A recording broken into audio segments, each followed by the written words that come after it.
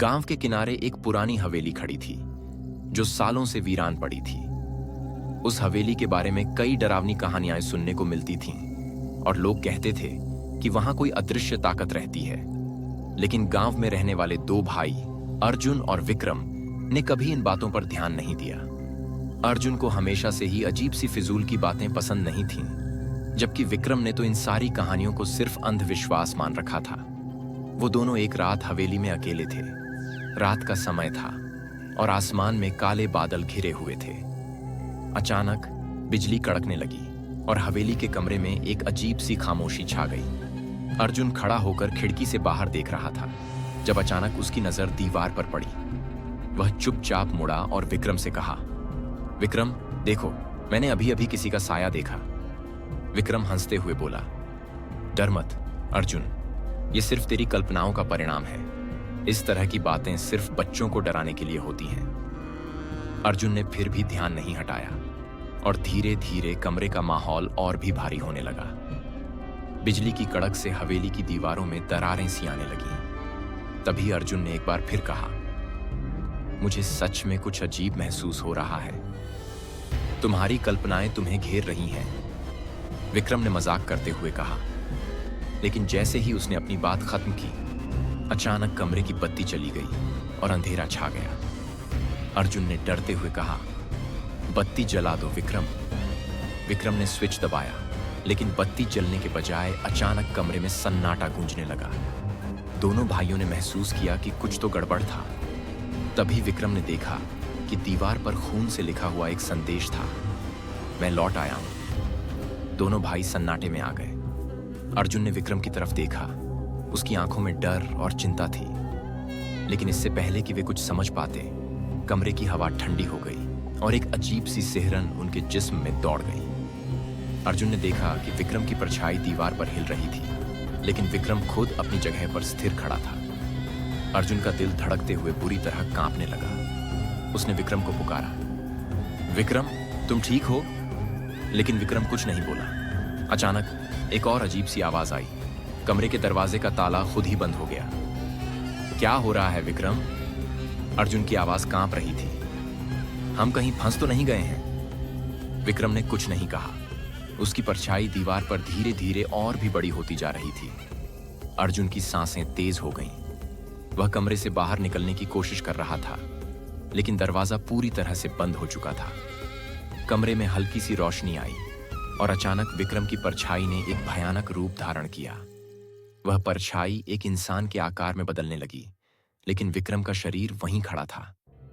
अर्जुन ने आखिरी बार विक्रम को पुकारा, विक्रम क्या तुम हो?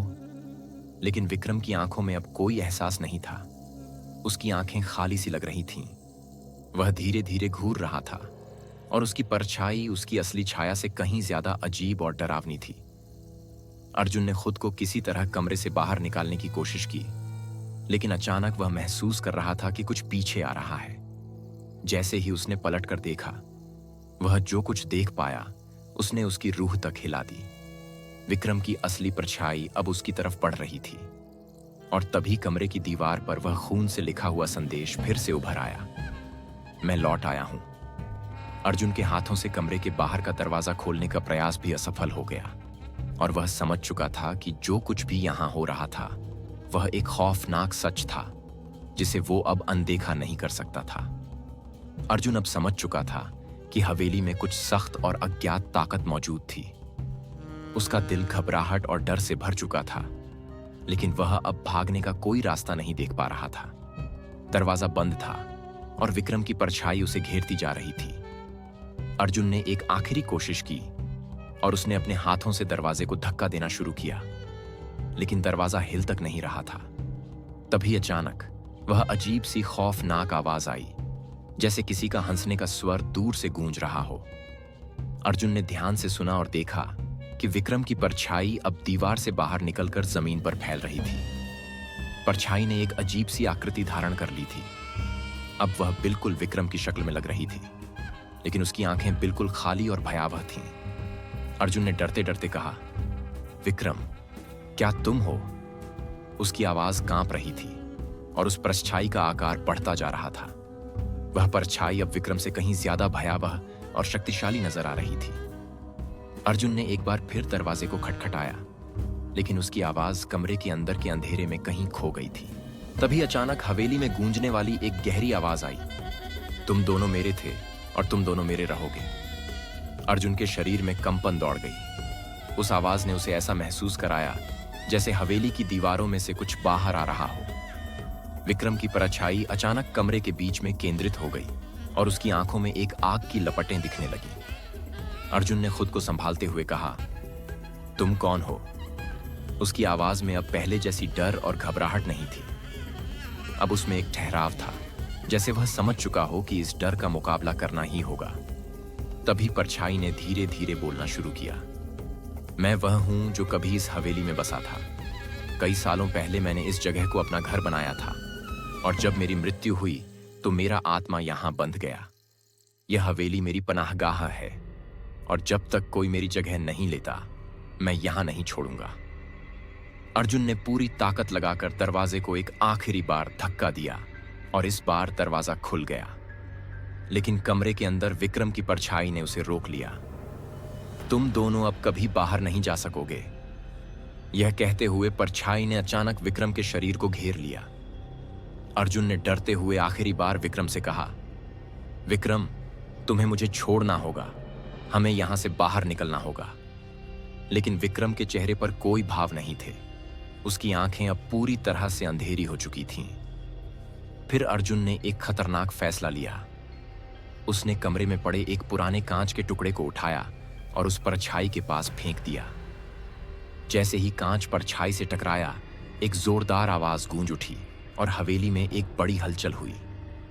परछाई घबराते हुए खिंचने लगी और विक्रम के शरीर में हरकतें शुरू हो गईं। अर्जुन ने मौके का फायदा उठाया और विक्रम को पकड़कर उसे खींचते हुए दरवाजे से बाहर की ओर भागा। जैसे ही वह हवेली के बाहर पहुंचा, विक्रम के शरीर में एक खौफनाक आवाज सुनाई दी और उसकी परछाई पूरी तरह से गायब हो गई। विक्रम वहीं गिर पड़ा और उसकी आंखों में अब शांति थी। अर्जुन ने उसे संभालते हुए कहा, हम बच गए विक्रम, हम बच गए। लेकिन हवेली के भीतर एक गहरी गूंज सुनाई दी, जैसे कोई दूर से कह रहा हो, यह सिर्फ शुरुआत है। अर्जुन और विक्रम ने जल्दी से वहां से निकलने की कोशिश की, लेकिन हवेली के उस खौफनाक एहसास ने उन्हें हमेशा के लिए जकड़ लिया था। वीडियो को पूरा देखने के लिए धन्यवाद। ऐसी कहानी और भी सुनने के लिए चैनल को सब्सक्राइब करें और अगर वीडियो अच्छा लगा हो तो वीडियो को लाइक जरूर करें। मिलते हैं एक नई कहानी के साथ।